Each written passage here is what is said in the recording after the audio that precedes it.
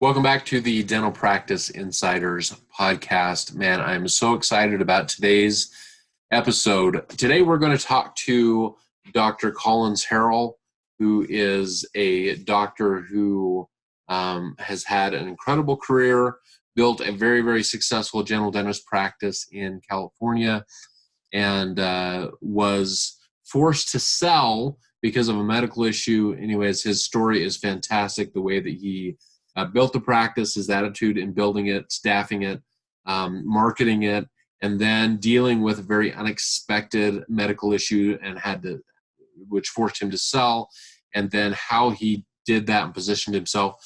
I think it's a very inspiring story. I think that it's very useful for you insiders to hear.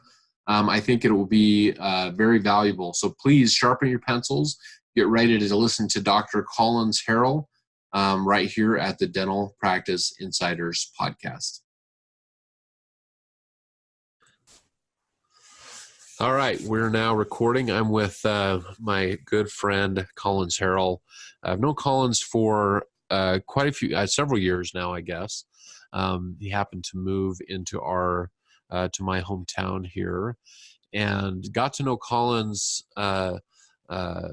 and his story, and I've always been really impressed with the quality person you are, but even more than that, the way that you were able to make really good decisions in your practice, and I'm sure a lot of bad decisions too, like we all do, right, in our businesses.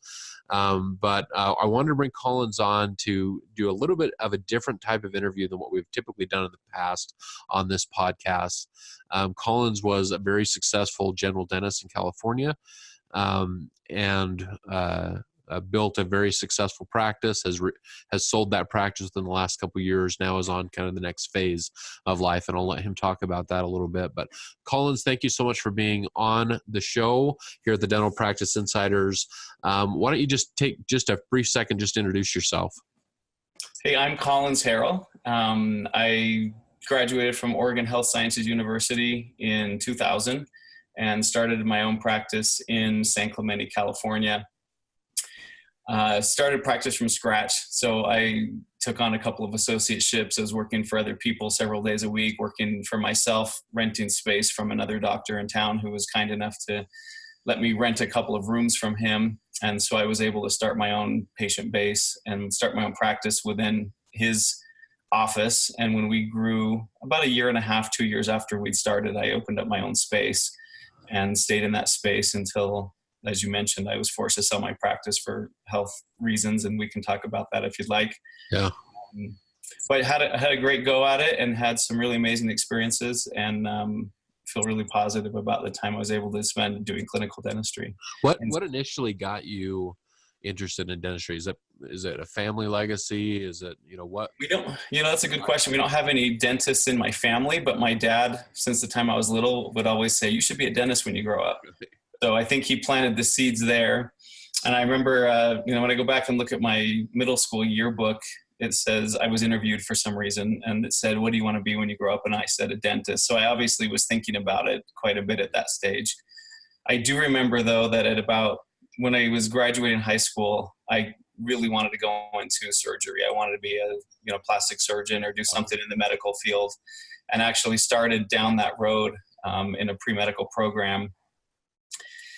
And then took a job just because I was interested. Well, as I looked at medicine, I saw how much the doctors were married to their profession as far as the time that they would spend on evenings and weekends on call and in the emergency centers and in the hospitals. Yeah. What was most important to me was establishing a healthy family life. And it looked, not that it couldn't be done, but it looked challenging to me. Yeah. And so I started to reconsider the dental path and went and took a job while I was still in college, working in a dental office of a friend, just being the office errand boy, and, got to see some things. And I noticed that the doctor was doing minor surgeries basically all day long, was using his hands in ways that I was interested, helping people in ways that interested me, but yet was home at night at reasonable time, didn't seem to be on call the way that the other doctors were. And so I liked the fact that it was medicine, it was surgery, it was helping patients, having that type of relationship with patients, but being available for his family. And that was what was really attractive to me. Yeah. Yeah. Looking back now in the perspective of years, were you right in that assumption? Do you think you went down the right path, or should you have been a endodontist or something where you truly control your time? Well, for me, it was the right choice. I loved being a general dentist. I loved doing everything, and Yeah. I did the I did the root canals I wanted to do. I referred the ones I didn't want to do. Right. I did the surgeries I wanted to do. Referred the ones I didn't want to do.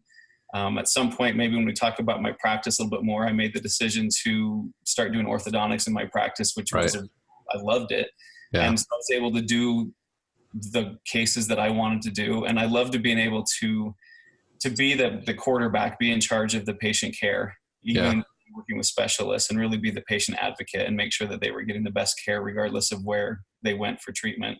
Yeah. Being friends with other doctors, I had several emergency room doctors that were friends and other physicians, and their lives were great. I'm not saying that it wasn't, but for me, I think I made the right choice. I really enjoyed the structure of my life. It allowed Yeah. me to go surf in the mornings before I went to work. Right. I was able to go home at lunchtime and spend time with my wife when the kids weren't around. Yeah. Able to be home at a reasonable time. I didn't travel. It was just a great lifestyle choice for being a good husband and father, which was Yeah. important. Yeah. Yeah. So, I want to ask you a question about your family, and I know your family, and you have an amazing family. Thank you. And what role, did your family play early on in the start of your practice? And maybe not necessarily, whether I don't know if Anne Marie actually worked in the office ever or not, but as far as emotional, psychological support, what role did they play?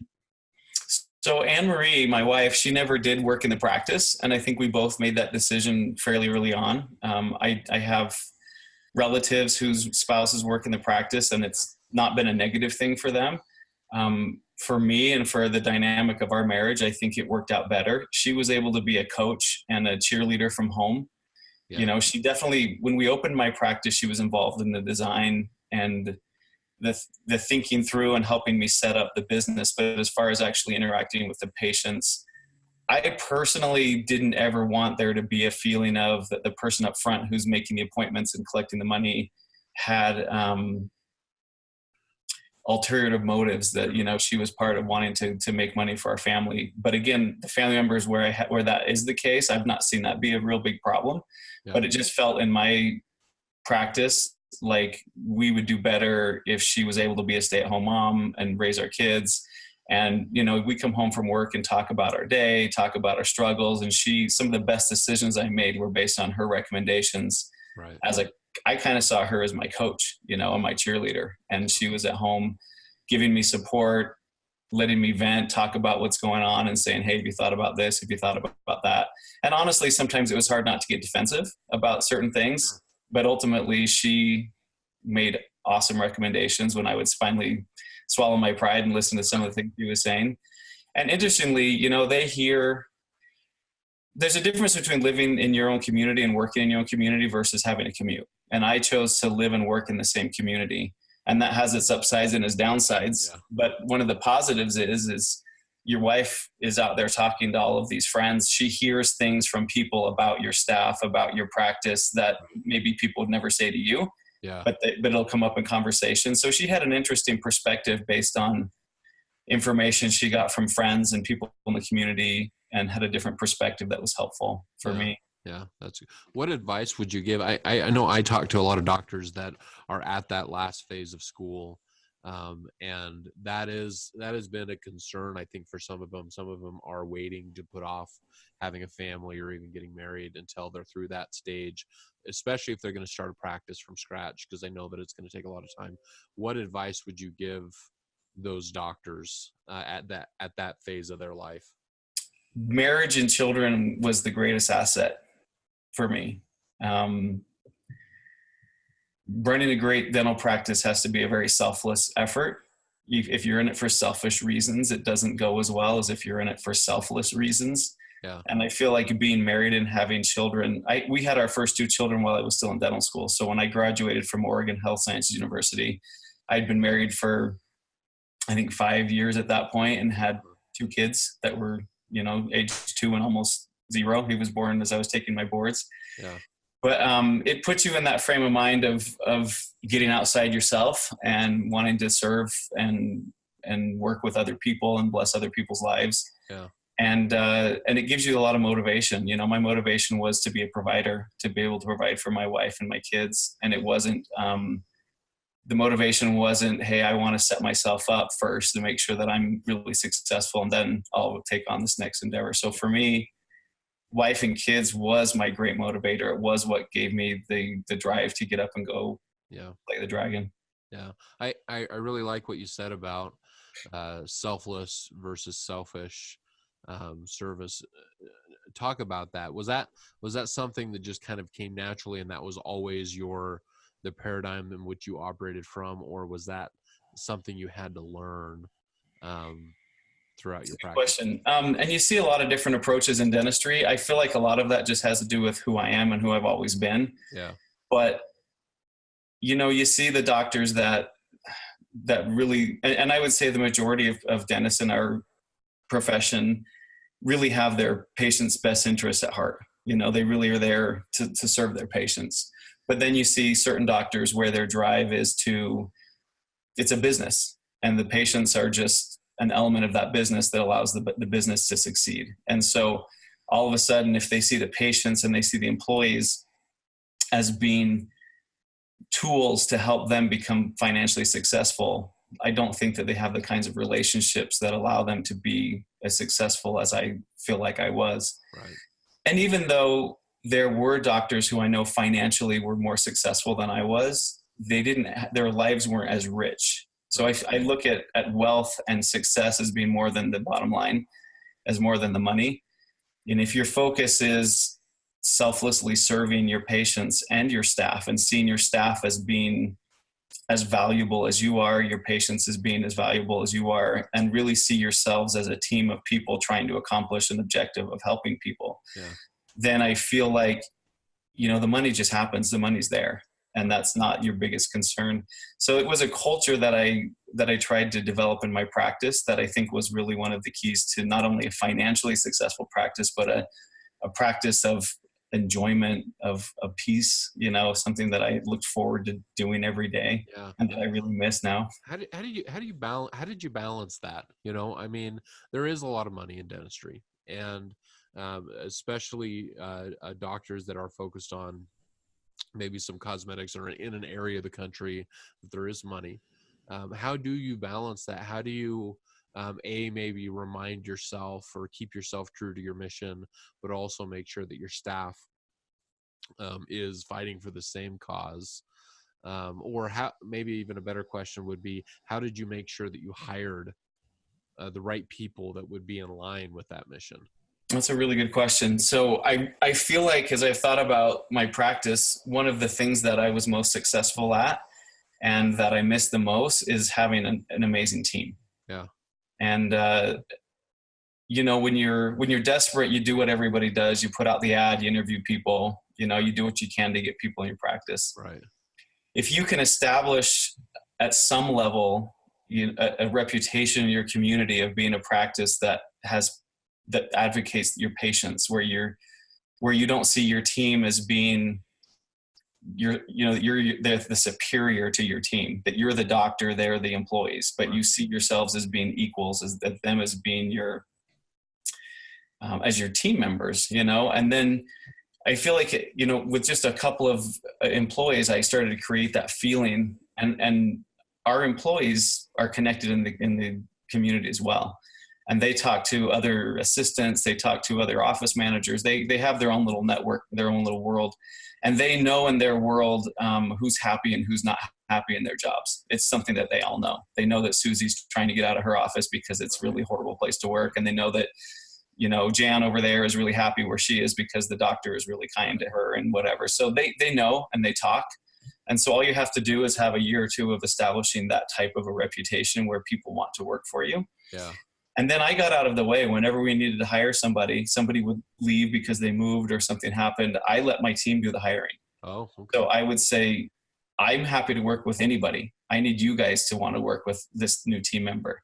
Right. So you guys know your community, You know who's out there, who's unhappy in their job. You know who would be a good fit for our practice. I want you guys to decide who's coming in. So would they kind of collectively take that on? There wasn't like, like one person that was in charge of hiring, but they. So as a team, they would get together and talk, and they would decide, hey, we really think that this gal over in this office has really been looking, and we know she's out looking and she's unhappy, and we know she'd be a great fit here. And so, then we would reach out to that person and say, hey, we have an opportunity in our office. We'd like to see if it'd be a good fit for you. We realize you're working in another office, but we'd love to have if you could make time for a working interview to come in. Yeah. And then my office manager and I would sit down with her, and we'd have an interview and talk about our office, and we'd spend a little bit of time letting her work in the office. And if it was indeed a good fit, then we would offer them, comparable benefits to what they already had in their office. And, but by doing that, one of the things that I never had to deal with in my office was the HR stuff, the human resource stuff. Yeah. I did not have, initially the first couple of years of my practice, I did, people who are unhappy in your office and they have to sit down and gripe about somebody else in the office and what they did and how they're not the team player. But eventually, as I followed this hiring practice, I got to the point where they resolved their own problems because they were the person. Yeah. That's who they wanted, And so they felt like we can't go to him and say, hey, she's doing this, she's doing that. They would go and talk to the person. They'd go out and have lunch together. My team literally went to lunch every day together because they were great friends. Right. And if there was something that was off, they would talk about it and they would work it out. And so literally the last 10 years of my practice, I had annual reviews. We would sit down and talk one-on-one, but nobody ever came to me and said, hey, I need to talk to you because so-and-so's made me mad. Right. So I feel like, and we could talk about this for a long time, but the culture of love and respect amongst our team probably was one of the greatest assets in my practice. Yeah. As far as being successful. Yeah. No, that's awesome. I think that's something that few practices reach, frankly. And I think that's commendable that you got there. So walk us through the different phases, if you would, of your practice. I know you had a successful practice. Walk us through the startup phase, the start from scratch phase. What worked the best? What was the most challenging? And then moving into the growth period of your practice. Sure. What did you find, specifically marketing wise, that worked well for your practice? And then we'll kind of get to the end stage a little bit later on. But if you can kind of cover those two stages. Yeah. So start off, I think hiring is so key. Yeah. We want to save money in our hiring. I think that's the worst place to save money. Yeah. So I hired one girl that I had worked with in another office. When I first started, I literally was a one-man show for the first probably a couple months. I did everything. And I was working in an office where there was a girl who was just good at everything. I could tell she knew how to bill insurance. She knew the front office. She knew how to answer the phone. She knew how to assist, do everything there was to do with assisting. She knew how to order. She knew how to repair stuff. I mean, she was just amazing. And so I said, that's one person that is able to really help me with where I'm at, where I just need one employee right now. And I offered her a job, and she came, and she literally, would carry my schedule around while she was shopping at Target on a day where I wasn't in the office. And she just was the right person and had the maturity and had the skill set to do what I needed to do. Yeah. But at that early stage, I signed up for lots of PPO plans. I had worked in a managed care office and decided that going down the HMO road wasn't right for me. Right. Because it was not the right style for the way I wanted to practice. But we signed up for a lot of plans. I literally would take days where I didn't have somebody on the schedule and go out with a flyer and knock on doors in the newer neighborhoods and just introduce myself to people and invite them to the practice. Right. And got some patients from that. I joined a lot of networking groups, where you go to breakfast or lunch with other professionals from the area. Did printed marketing, had hired kids in the neighborhood to go hang door flyers and things like that. So I found those to be the most effective. I didn't find that print in magazines or newspapers was super effective. I mean, this was clear back when the phone book was a big deal, and it was really being the phone book. Right. Now I would be focusing 100% on my online reputation and making sure that, I was visible on Google and Yelp, and making sure that the reviews that I got, I'd be, encouraging everybody who came in saying, hey, I'm starting a new practice. And I'd really appreciate if you enjoyed your experience or have anything positive to say, asking for those and really developing because that's our yellow pages today. Sure. And that's where people go to find you. So if they type your name in, if they type your city and dentistry in, you better pop up and be visible and have a 5-star rating and have some good reviews. Even if you don't have hundreds and hundreds of reviews, the ones you have, better say, hey, this is a new doctor. He was really great. And I like this and I like that. And my kids had a good time. Yeah. So that was the early stages. I would go to offices where, like, some of the bigger employees in town, and I would offer to come in and talk to their employees, and they would do a lunch where they would have all the employees come in for a dental health luncheon. Right. And I would talk to them about a dental health topic, which everybody found very interesting. And that would kind of give me a chance to let them know that I was a dentist in the area, that I provided for their insurance plan, and that their benefits would work in my office. And, that was one way also to really get going, was to get connected with some of the bigger employers in the area. Right. Try to get my foot in the door there and become a face that was known. Yeah. Even going out and, sometimes it's hard to go to lunch with a specialist, and a lot of them will ask you to go out when you're new, but spending the time making those relationships, and you just need people to be speaking well of you, so that when your name comes up in the orthodontic offices or the oral surgeon's offices or the endodontic offices, that things are being said positively about you, and that, he's new and he seems like a really nice guy, and he seems like a nice gal, whatever it is. Right. And establishing relationships and a reputation that you're an honest, hardworking, patient advocating type of doctor. You've said that word reputation a lot. And I just want to jump in here and ask you kind of a sub question before we move into the growth stage of your practice. But I'm in a situation with a lot of doctors that the reputation that's showing online is not necessarily representative of who they are, or maybe of their competition. And I think that in this Google review and Yelp society that we live in, that they've created these rules for us to all live by. It can be manipulated quite easily by marketers, one way or the other. I've even been in situations where a doctor's competition has targeted them and had people leave negative reviews on that practice to try to get them down in the rankings. And so, some of that stuff we can't control, right? There's always going to be shady things that will happen.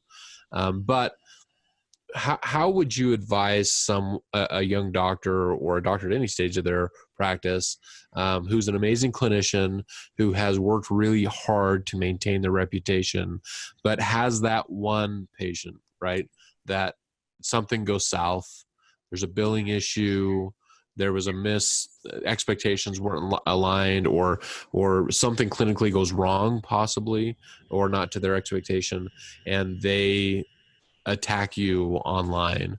And the reason I ask that is because some of the very, very best doctors that I've known over the last 10 years have had that happen to, frankly, some pretty negative results that are, I would like to say, are not fair necessarily, the weight of what that impacted their practice or business, but they have to deal with it nonetheless.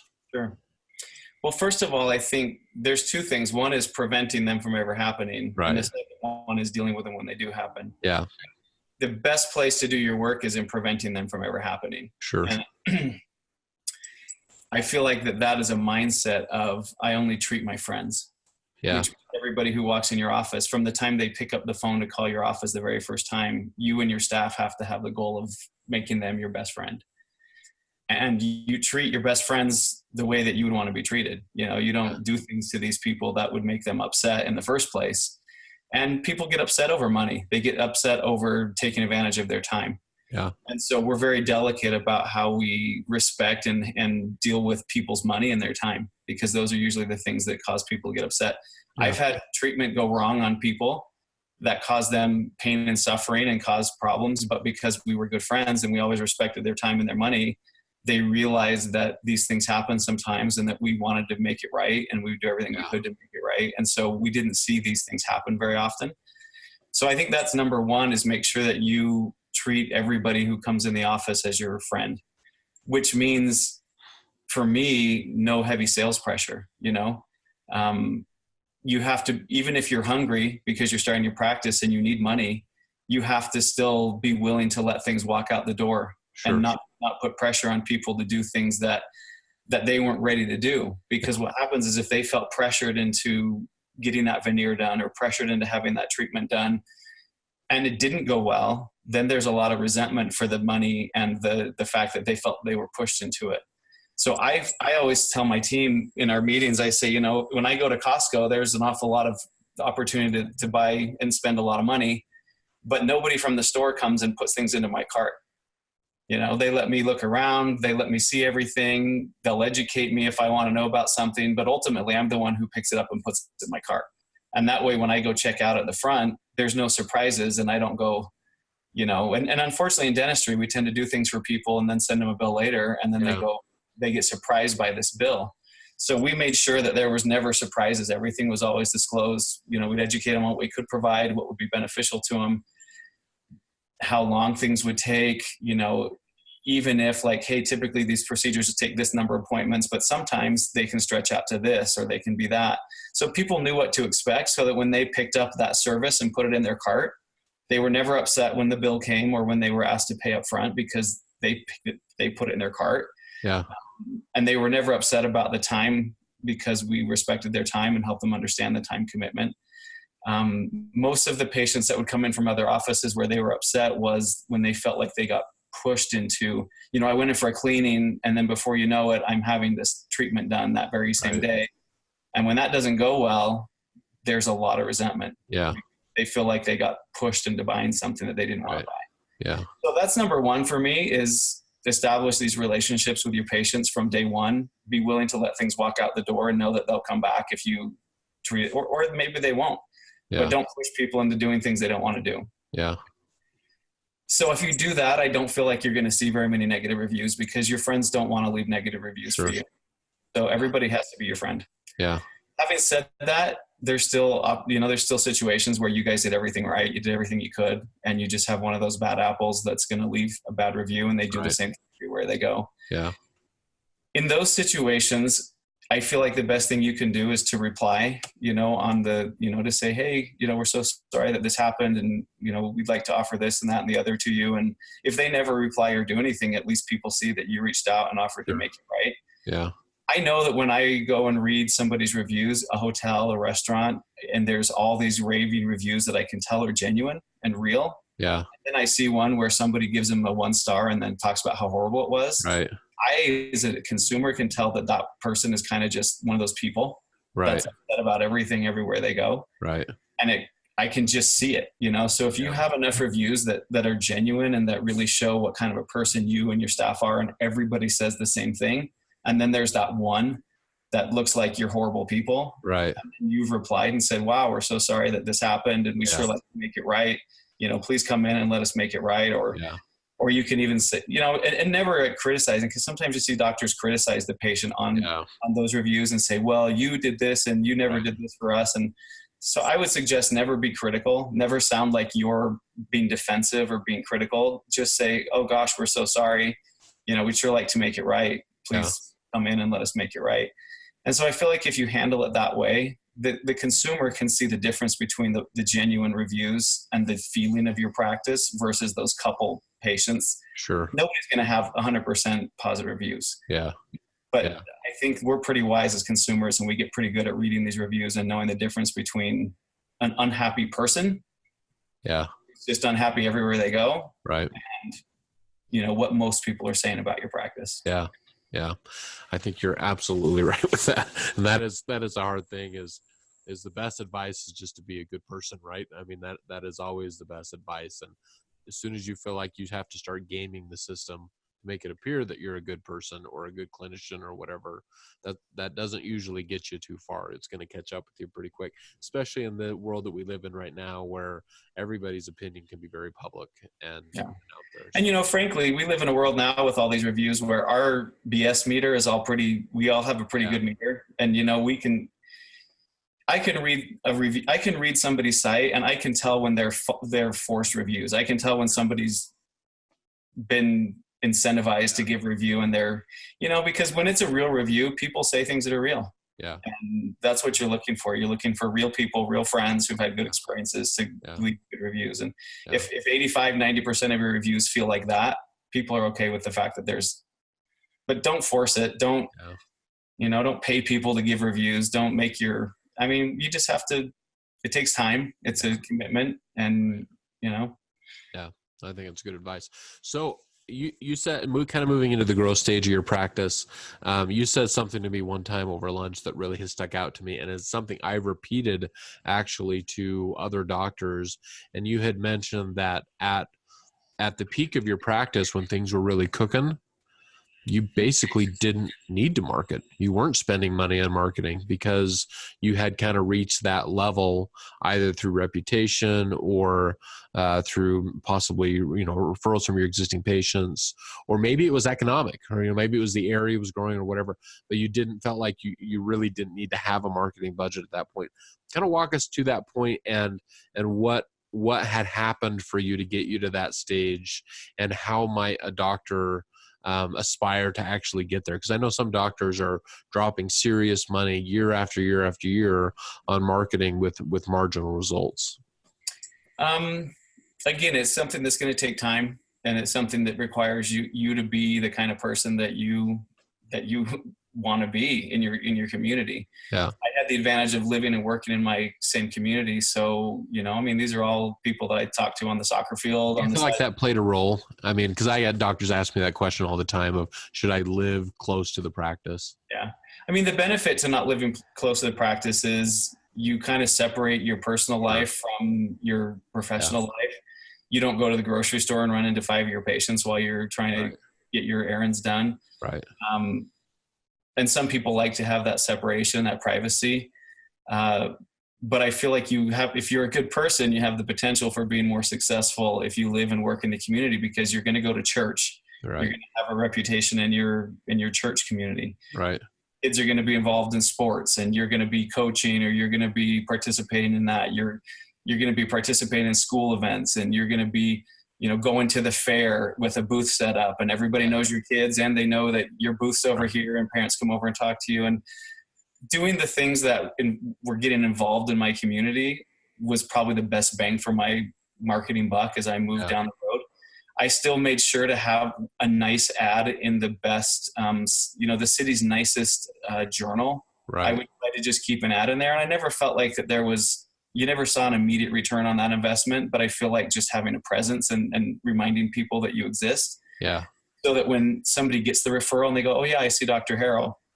And they go, oh, I've seen his ad in that thing. Right. You know, but there was nothing in the ad that made them necessarily want to come to you. So not like a strong call to action or offer or anything like that. It was more just a presence ad. Yeah. Just something that looks, you know, like something that when people look at, they go, oh, that's a nice looking group of people. Right. Right. Our ad would be our team, and we look like a happy group of people. And our line was, come smile with us, because we're all happy and we're all smiling. And, you know, when it's the right time for you, come join us and come smile with us. So people were aware of that, and they would see it. And it wasn't something that really made the phone ring. Like, we didn't run the ad and all of a sudden have the phone start ringing. Sure. But we were a presence. We were at the community events. We'd have booths at community events, just try to participate as much as we could.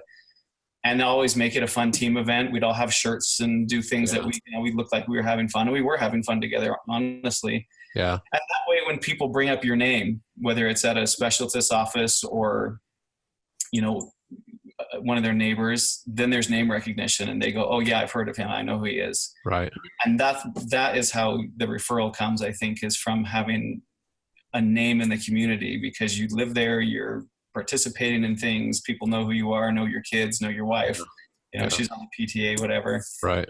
But the downside is if you're if you're a miserable person in your community, then that would be a negative on your practice. Yeah. Yeah. And then, getting to the point where when you're getting 30 to 40 new patients a month, that actually can be problematic. That's actually a lot of patients. And you have to handle all those patients in a way that they feel good about the way they were handled. But that was our typical month, was 30 to 40 new patients a month. And that was with no marketing besides the fact that, we ran a Facebook page, we ran an Instagram page, we made sure that our Yelp and Google reviews were there and were positive. I put one of my employees, she was one of my assistants, but she was the most interested in social media and marketing. And so I paid her an additional fee to kind of make sure that she was the one that would be most likely to pull out a camera when our team is out at lunch. That's just who she is. So we said, hey, you like to take pictures. So whenever there was a neat thing happening in the office, Johnny's getting his braces off, and she'd be the one to bring in some balloons and pull out the camera. This is who she is. She likes to document these moments that are fun. Yeah. So whenever she would see something fun happen in the practice, she would be the one to think to go pull out the camera, to pull out the phone. Yeah. And so we put her in charge. And I think having, a social media page, whether it's Facebook or Instagram or whatever it is, where people can see that you are posting regularly, that your team looks like they're having fun, patients look like they're having fun, that you're involved, that you're doing stuff. I mean, that's a nice element. So I wouldn't say we did no marketing. Right. It just wasn't marketing that costs a lot of money. Sure. Yeah. Yeah. But the best referrals come from your patients who are happy, and that doesn't cost you anything. Right. My practice, though, was anytime a patient referred another patient, I would personally write them a thank you note. That doesn't cost me anything except a little bit of my time. And my staff would would keep track of that and give me a list of cards that were, this needs to go to this person with sticky notes on. I'd sit down and write a quick thank you note. Yeah. And then we would also thank them, in our morning huddles. I think those morning huddles with your team are really important. And we would remind ourselves to thank, hey, Susie's coming in today and she just referred that family. Let's make sure and thank her. People don't necessarily need you to pay them or reward them with anything more than recognizing that they've done that and that you're grateful. Yeah. And that means a lot to you. Yeah. So being aware when your patients refer other patients, thanking them is a really big deal. Yeah. And then, eventually I got to a point in my practice where I had the respect, both from a clinical standpoint and a professional standpoint, of other specialists in my area. And so when you can have, your local endodontist or your local oral surgeon or your local periodontist or whoever tell a patient who's struggling with a certain thing, like, hey, I really think that you should go see this doctor. Right. Because they know what they're doing. They're nice, and I think they can help you with this. And you get a patient who's come in that already is sold on your practice. You don't even have to win them over. Sure. Yeah. That's the prime spot to be in. And when you have patients coming in who need major work, and they know they need major work, they just are looking for the right person to provide that major work, and they've heard your name from their specialist or other people. That is a really, really neat place to arrive to, but it takes some time to get there. Yeah. Yeah. So let's fast forward just for a second. And I think the reason that your story has intrigued me more than, because I talked to a lot of doctors, very successful doctors, that are doing a lot of the same things that you did to be successful. But where we came in contact was kind of post-apocalypse, kind of, for what happened with you and your practice that again made you completely do a course change. And I'm sure it wasn't planned on. I would imagine that you were still planning on still being a practitioner at this point in your life, and you guys had to make a change. So walk us through that as much as you're comfortable of how what you went through, how you dealt with it, and how a doctor might deal with an issue that makes them have to make a really hard decision in the course of their practice. Sure. So the story is, just to catch everybody up on it, at age 45, I had actually just sat down with my wife and financial advisor, and we mapped out the next 10 years. And honestly, they were looking amazing. That, they're going to be the best 10 years of my practice. I was just at that peak. And getting everything paid off and getting to the point where we were going to be putting money away, and things were just looking really, really optimistic. And I was really enjoying my practice because I had the dream team. My staff was the best staff I could have ever imagined. Like I said, getting those referrals that were just golden. And then doing a long procedure in my practice, started having dexterity problems with my hands. And I'd had some smaller problems prior to that, but I thought it was just tightness in my back and things that needed to maybe be worked out. But this particular event, the inability to use my hand, it literally wasn't functioning properly, was really scary. So I went in and started having some testing done, and turned out that I had a bone growth growing into my spinal cord up in my cervical spine. That was a chronic thing, probably from the position that I sit in my chair, bending my head over my patient, twisting, and a lot of degeneration in my whole cervical spine, and lots of areas where nerves are being pinched, but in particular one area where the main body of the spinal cord was being compressed in half by a bone growth that had slowly grown into that part of the spinal canal. And there was scar tissue on the spinal cord. And so, it was just one of those things that they said your body works for a long time until finally it doesn't. And, it wasn't something that just happened overnight. And so they said, we're going to have to do surgery and get the pressure off of that spinal cord so that you don't become paralyzed. It was a dangerous situation for any kind of minor impact in sports or anything. So, knowing that there would be probably 4 to 6 months of recovery, I had to make a decision, whether to just get my practice covered for that period of time and go back to practicing, or whether to sell the practice and retire from clinical dentistry. My concerns were, they told me that probably the functionality that I'd lost wouldn't come back completely, if at all, because of the scar tissue. Taking the pressure off would make it not get worse, but it wouldn't make it get better. Yeah. And that fusing the levels together, that they'd have to fuse together, and if I continued to practice, would put more pressure on the other levels that were already degenerated, and would probably only be 2 to 3 or 4 years before I'd be back doing multiple levels, and I would have to retire at that point. Wow. So grinding out another couple years versus taking advantage of the fact that I had purchased and had good disability insurance was a real decision that we had to make. And you asked, what prepared me for that, or what helped me get through that. And I know this isn't a religious podcast, but I really feel like my relationship with God and my understanding of His plan in our lives, and that we don't get to call the shots throughout our lives, but we have to happily and joyfully submit to the things that happen in our lives. Yeah. And we can be bitter, we can be angry, we can be resentful, or we can just accept the things that happen and realize that we're going to learn and grow and have different opportunities and different doors open and different experiences. The support of a great family, a wife who's supportive, and great community, and just so many factors that allowed me to make a difficult decision to retire clinically and sell the practice. My biggest fear was not having the practice end up in hands of somebody who was going to take care of it, and my staff and my patients. And there were a lot of miracles that happened, and who ended up taking over the practice, and the amazing doctor that he is, and the way that his philosophy, and the way that he was able to maintain the culture that I had established with my team and with my patients, was probably one of the biggest blessings to me. Yeah. My advice to people, though, as far as how do you prepare for something like that, I had a financial advisor at one point tell me that I didn't have enough disability insurance, because I'd only just bought some when I got out of dental school, and he suggested that I buy more and buy as much as I could. And that was probably 10 years ago. And I'm so grateful that he did that, because while I was healthy, I was able to buy more disability insurance. And, there were lots of months where I resented making that disability insurance payment because it was big.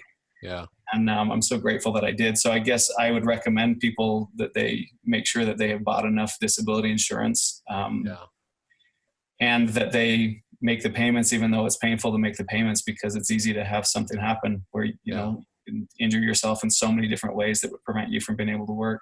Sure. Understanding your disability insurance, even possibly sitting down with people who work in the industry and understand the insurance, so that what you have and how you would use it in the event that you would need to use it. Yeah. what the potential pitfalls and things might be, so that you understand what you're paying for. Yeah. I also was part of a wonderful emergency coverage group. So had I decided to take the time off to do the surgery, I was part of a group of 6 other doctors, where if anyone in the group was to become disabled but was going to come back to work, we would all basically take one day a week out of our practice and go work in their practice to maintain the value of their practice while they had done what they needed to have done. Yeah. Not a planned surgery, but something that was an emergency type thing. Yeah. And so having that safety net was also nice to know that had I chosen to have the surgery, that I would have had some support from a group that I was part of, where I would have supported somebody else. So, yeah, doctors can look for those opportunities in their neighborhood or set up those types of groups. Yeah. Ours was set up by a practice sales group, Phil Potter and his associates. And so he was the one that ran it and managed the group, and having a relationship already with a good practice sales team that I trusted and knew. And, so it was fast and easy to just jump in and talk about selling the practice versus having no idea. He'd already, part of this group was having them come in and evaluate your practice and just talk about what things might be difficult if you needed to sell it quickly. Right.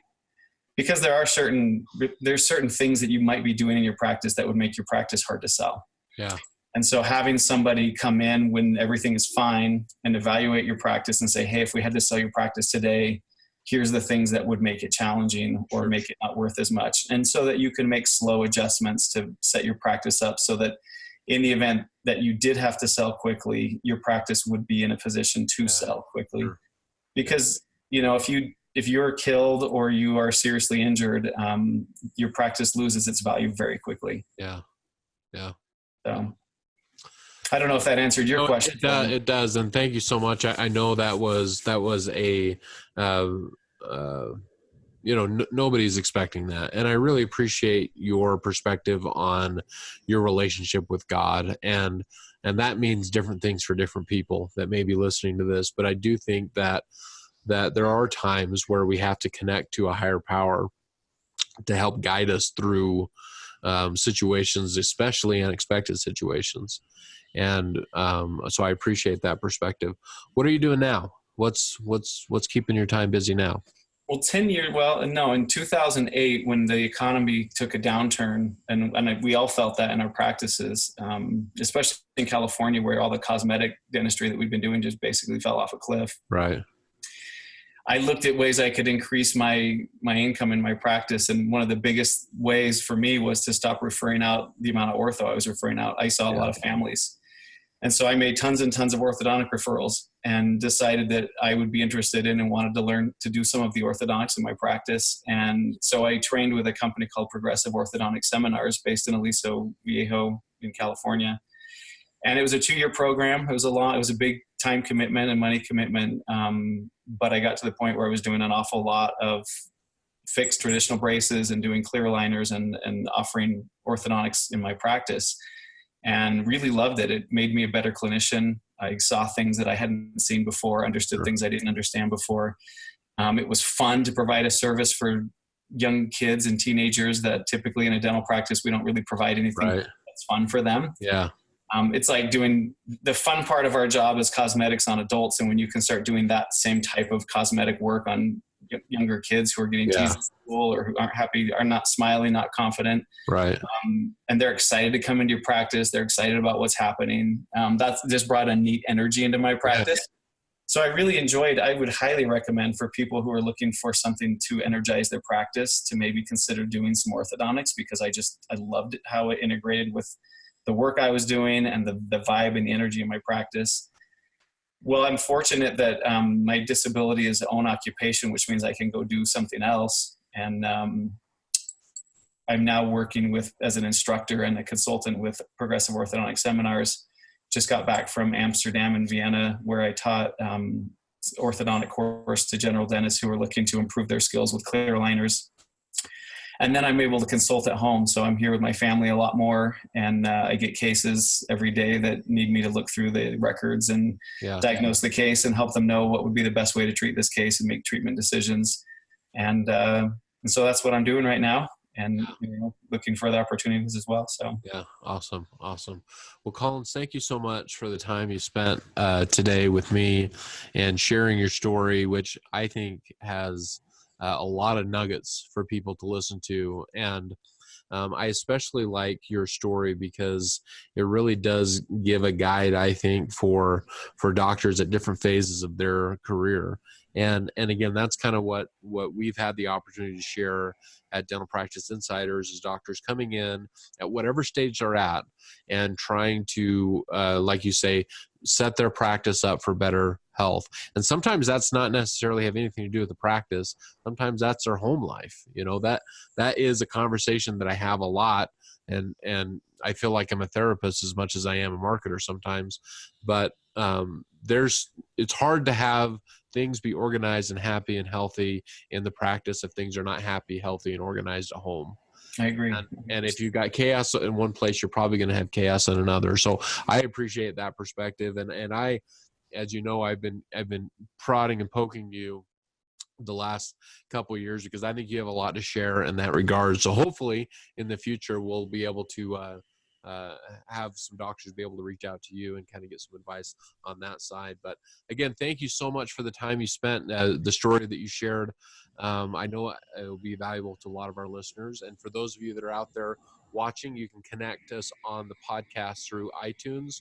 You can watch us on YouTube, or you can join the Dental Practice Insiders Facebook group and see these interviews like we had with Dr. Harrell, as well as other doctors across the country that have had similar experiences and what they found to be successful. So with that, we'll see you on the next episode.